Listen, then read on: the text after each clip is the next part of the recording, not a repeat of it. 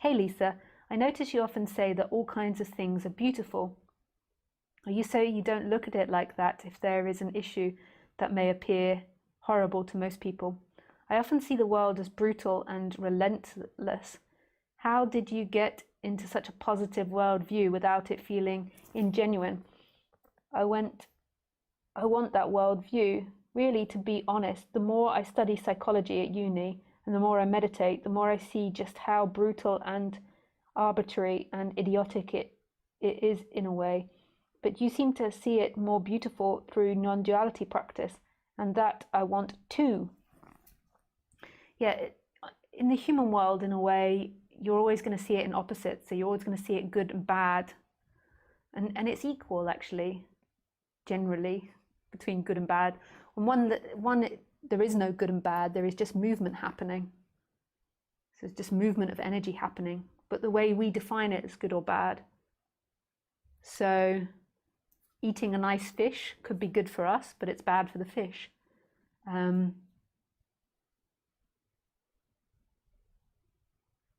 Screaming at someone could be seen as bad for that someone that's being screamed at and for you, but then maybe you save their life because they don't go this direction, they go that direction. There's many different ways to see it. This society could be seen as good and bad. It's got many good things and many bad things. It's just the way it is. It's just energy moving, and we can define it in lots of different ways. But there's another part of experiencing where everything is beautiful, where everything is so deeply beautiful, and it doesn't come in the opposites of good and bad. It doesn't distinguish death as bad and birth as good, as growth as good and destruction as bad, or disease as bad, hatred as bad, love as good, wellness as good. It doesn't have any objective, it just loves everything. Not as something that loves everything, but it just is love, and it's just here accepting everything. You could imagine it like a screen. So you have like a screen in which a film appears, and you can imagine the screen is like white light that loves everything, or it's just like a whiteboard that loves everything. And then in the film, there's all types of horrors that get presented on the screen, but that screen is never affected. It's always this white screen that contains love. And that's what's happening here. It also here is that white screen is playing all the roles and is all the characters. It's not actually separate from the dance, but there is this love here in all things inherently.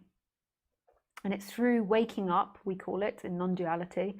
So waking up to that, which is an energetic shift, and knowing that deeply. And then on the human level, you can judge it as good and bad. So Lisa can judge Khaleesi pooping in the middle of the room as bad and pooping outside as good. She can judge